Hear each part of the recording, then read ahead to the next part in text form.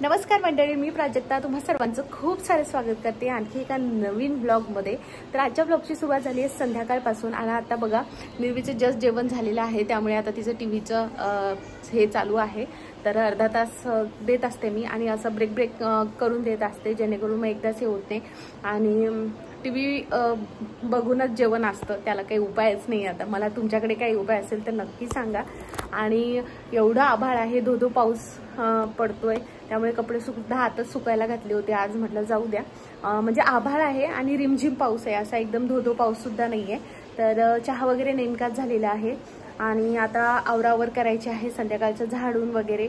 So चला हा blog शेवटपर्यंत नक्की बघा। चहा वगैरे पिऊन झाला आणि निर्वी अशी पूर्ण पसारा करून टाकते, तर मग तिचे व्यवस्थित बुक वगैरे सगळे ठेवून देत होते। आणि तिचं असं आहे की मग हे पाहिजे नको ते नको पाहिजे, मग यावरतीच ड्रॉइंग करायची, हेच लिहायचं ते लिहायचं, मग ते सगळं चालू असतं। मग हे आवरून घेतलं आणि मग संध्याकाळी बघा मग मी काय केलं तर इकडे एक हेल्दी रेसिपी तुमच्यासोबत शेअर करायला घेतली।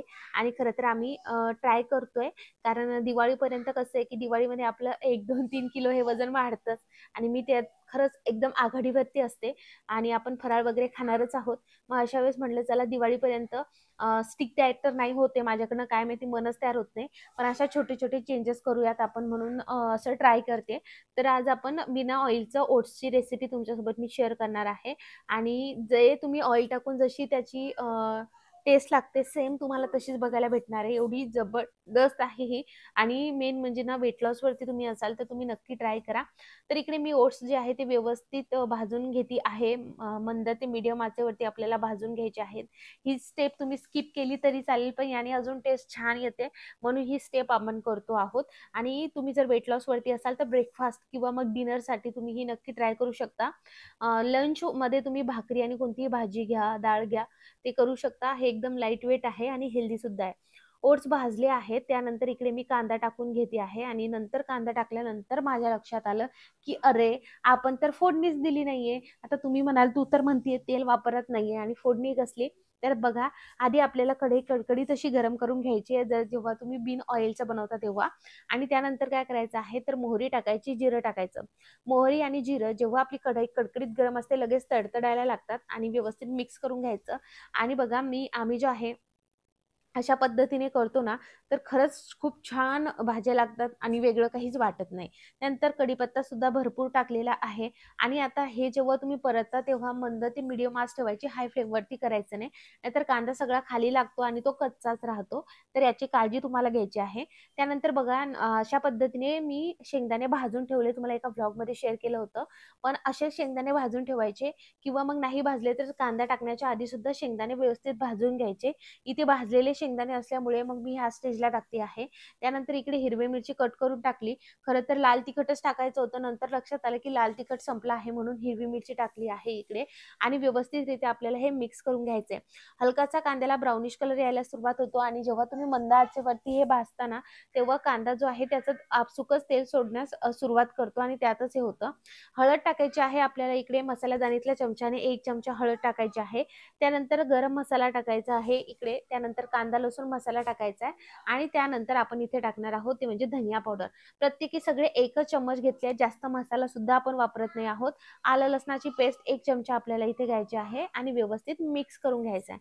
आता तुम्ही म्हणाल की हे मिक्स केलं तर हे कोरडं कोरडं होईल आणि मसाले सुद्धा जे आहे ते खाली जळतील, तर येस, जे तेल आपण यूज करतो त्या तेलामध्ये हे छान परतल्या जातं, पण इथं तेलाचं जे काम असतं ते इथं आपण पाण्याचा वापर करून करणार आहोत, तर पाणी तेलाचं काम करतं। तर थोडं थोडं पाणी टाकून असा मसाला परतून घ्यायचा, सेम जसा तेलात परततो तसाच परतून घ्यायचा आणि पाण्याचा वापर करायचा। छान मसाला शिजल्या जातो, या पद्धतीने करून बघा, तुम्हाला वाटणार सुद्धा नाही। आता यामध्ये आपण टाकणार आहोत कोथिंबीर थोडीशी आणि व्यवस्थित मिक्स करायचं। यामध्ये तुम्ही तुमच्या आवडीनुसार व्हेजिटेबल्स टाकू शकतात, वटाणा, गाजर, पालक असेल, मेथी असेल, तुम्हाला जे टाकायचं ते तुम्ही यामध्ये टाकू शकता, हेल्दी बनवू शकता आणि ओट्स तसे हेल्दीच आहेत। त्यानंतर जे ओट्स आपण भाजून घेतले होते ते सगळे ओट्स यामध्ये आपल्याला टाकून घ्यायचे आहेत, व्यवस्थित मिक्स करायचं। एकतर तुम्ही पाणी टाकू शकता, नंतर मिक्स करू शकता, किंवा या पद्धतीने दोन्ही पद्धतीने तुम्हाला जसं वाटलं तुम्ही त्या पद्धतीने करू शकता. त्यानंतर व्यवस्थित इथे आपल्याला हे मिक्स करून घ्यायचं आहे आणि अशा पद्धतीने बघा हे 2 मिनिट परतून घ्यायचं आणि नंतर तुम्हाला पाणी टाकायचं आहे. आता बघा जेव्हा तुम्ही यामध्ये पाणी टाकाल तर 2 टाईपच्या कन्सिस्टन्सी आहेत. एक तर म्हणजे रनी कन्सिस्टन्सी तुम्हाला पाहिजे का, आणि एक म्हणजे थोडीशी घट्टसर पाहिजे का.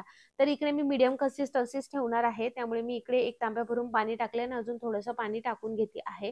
तुम्ही बघू शकताय कलर सुद्धा छान आलेला आहे आणि जर आपण लाल तिखट टाकलं असतं थोडासा लालसर कलर यामध्ये आला असता. मी हिरव्या मिरच्या टाकल्या आणि मोठ्या यासाठी टाकल्या की निर्वी सुद्धा खाईल, तर मग त्या पटकन काढता आल्या पाहिजे म्हणून. आता बघा यामध्ये आपल्याला टाकायचं आहे ते म्हणजे चवीनुसार मीठ. तर इकडे मीठ सुद्धा मी कसं करते, तर एका महिन्यामध्ये पिंक हिमालया सॉल्ट वापरते आणि एका महिन्यामध्ये साधं टाटा नमक वापरते. सो या पद्धतीने करते आहे. अशा पद्धतीने छोटे छोटे स्मॉल चेंजेस केलेले आहेत. असं केल्याने मग आपल्या घरामध्ये तेल सुद्धा जास्त खाल्ल्या जात नाही, कारण आजकाल आपण बघतोय आपल्या सगळ्यांना बीपी, थायरॉइड, कोलेस्ट्रॉल या गोष्टी इझिली होत आहेत. त्यामुळे ह्या छोटे छोटे जे बदल आहेत ते आपल्या घरात करणं गरजेचे आहेत. या पद्धतीने कन्सिस्टन्सी तुम्ही ठेवू शकता. नंतर बंद केल्यानंतर गरम गरम खाल्लं तर ठीक, नाही तर मग हे पुन्हा घट्ट व्हायला लागतं. आणि जेव्हाही तुम्ही हे कराल तेव्हा गरम गरमच एन्जॉय करा. थंड झाल्यावर मग मला सुद्धा आवडत नाही, त्यामुळे गरम गरम एन्जॉय करायचं.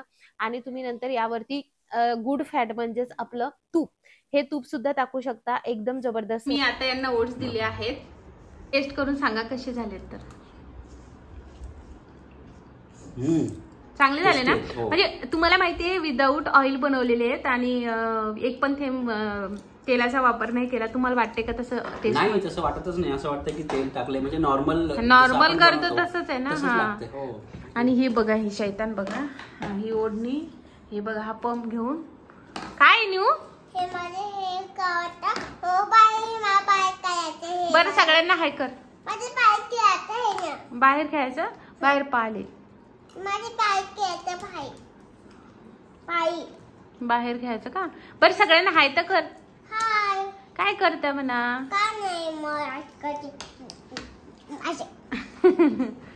डोक्यावर काय ठेवलं ग तू? न्यूचे केस आहे बरं काय, पिंक पिंक न्यूचे केस आहे. अरे निघतात पण ते केस. बरं म्हणून दाखव तू काय म्हणत होती. बघा केस, वाव न्यूचे केस बघा किती मोठे आहेत.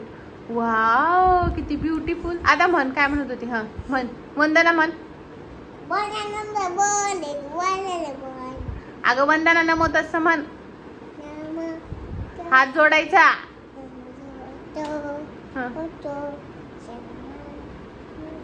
मोठ्यान म्हण ना. अरे अरे अरे अरे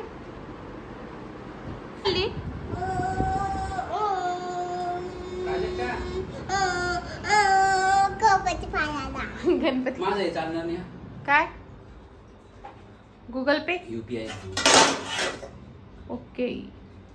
पूर्ण फिनिश झालंय बघा. आता भांडे घासते आल्यावर. आता बाहेर जातो. जेव्हा ओट्स करायला घेतले तेव्हाच लक्षात आलं की आपलं लाल तिखट संपलेलं आहे. घरूनच आणते पण त्या तिखटला पावसाळ्यामुळे जाळी लागली होती, त्यामुळे ते सगळं फेकून द्यावं लागलं. नवीन आणलं, त्यानंतर पुन्हा 15 दिवस गावाला गेले तर त्या जे मार्केटमधून आणलेलं तिखट होतं ते रबर लावून ठेवलं होतं, ते सुद्धा त्यामध्ये आळ्या झाल्या. मग मागच्या छोटंच पाऊच आणलं होतं जेवढं लागेल तेवढं. तर आता जाते कारण उद्या सकाळी टिफिन बनवायचंय. पर्स बघते पण ही पर्स कुठे टाकली. पर्स कुठे टाकली बाळा? मम्माची पर्स कोणत्या कपाटाला? मीच ठेवते आणि मलाच लक्ष नाही राहत. काय होईल तर हो. हा सापडले. सो चला आता जाऊयात. न्यू बोट हे होईल ना बाळा.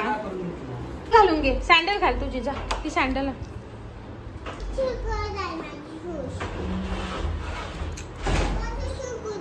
उलटी, हा व्यवस्थित घाल, सरळ. नाही नाही उलटी झाली, उलटी झाली. हा उलटी, हा आता सरळ आहे बरोबर. Good girl. आता बरोबर आहे. नाही आता नाही उलटी झाली. मोबाईल घेते. इथले ना ATM बंद झालेत आणि मागे जावं लागतं, तर त्यामुळे ना आम्हाला कॅशचा खूप प्रॉब्लेम येतोय. तर मग पेमेंट यानेच करावं लागतंय ना, हातात काहीच कॅश नाही राहते. हा चाबी घेतली. चलो.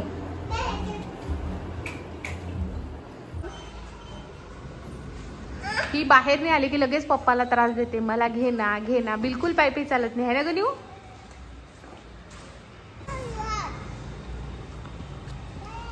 इकडून चला.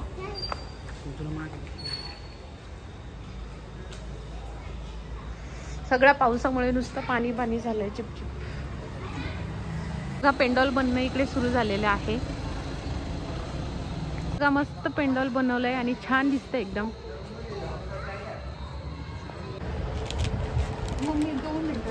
घेतलं दाखव बरे. एवढंच पॉकेट घेऊन आली आहे कारण म्हटलं डबल खराब होईल, पाऊस चालू झालाय. असे आपल्या साफसफाई करायची आहे, त्यापेक्षा किराणा पण भरायचा आहे म्हटलं. तर मग जाऊ द्या म्हटलं, दिवाळी दसऱ्याचा किराणा भरलाय तर मग हेच घेऊयात. हे बघा इकडे ही जी बॅग दिसते ना, या बॅग मध्ये पूर्ण प्लास्टिक कंटेनर, ऑलरेडी 2 डबे भरून प्लास्टिक कंटेनर.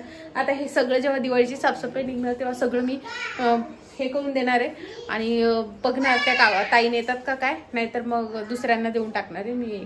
बस आता खूप म्हणजे पॅक झालंय माझं, पूर्ण पॅक झालंय आता किचन. आता बस आता हे जे डबे आहेत हे सुद्धा जेवढे पाहिजे तेवढे, नाहीतर बाकी सगळे दिवाणमध्ये टाकून देणार आहे मी. उगाच मला ते इतका त्रास होतो ना, म्हणजे ऑलरेडी काही गोष्टी अशा असतात की छोट्या क्वांटिटीमध्ये असतात तरी पण मला एवढ्या मोठ्या डब्यामध्ये टाकून ठेवावं लागतं ते, आणि मग तेच जागा खूप घेतं. त्यामुळे मग तेच करणार आहे मी आता.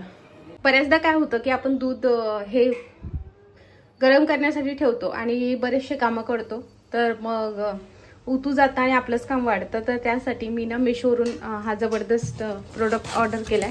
खूप दिवसाचं घ्यायचं आणि शेवटी घेतलं. तर हे मिल्क कुकर मी घेतलेला आहे. कसं वर्क करतं काय तुमच्यासोबत शेअरच करते.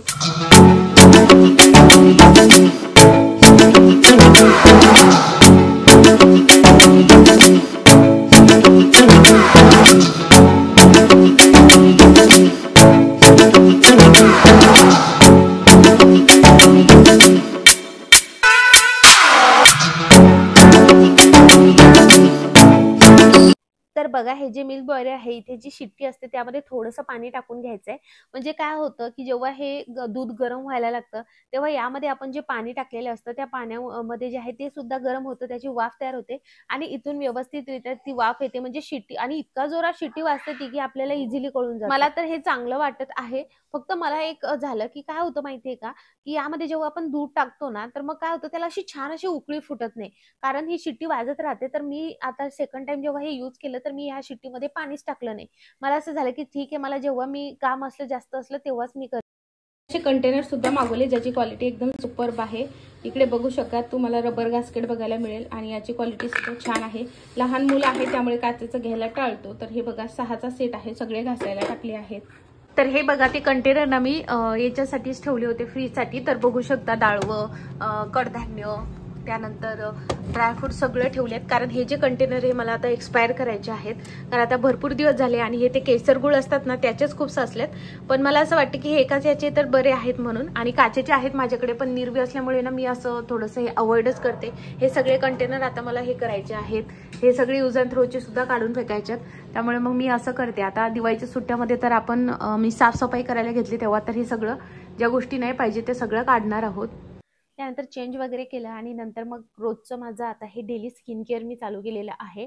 आणि हे मी डॉक्टरला विचारून माझ्या स्किन टाईपनुसारच घेतलेलं आहे.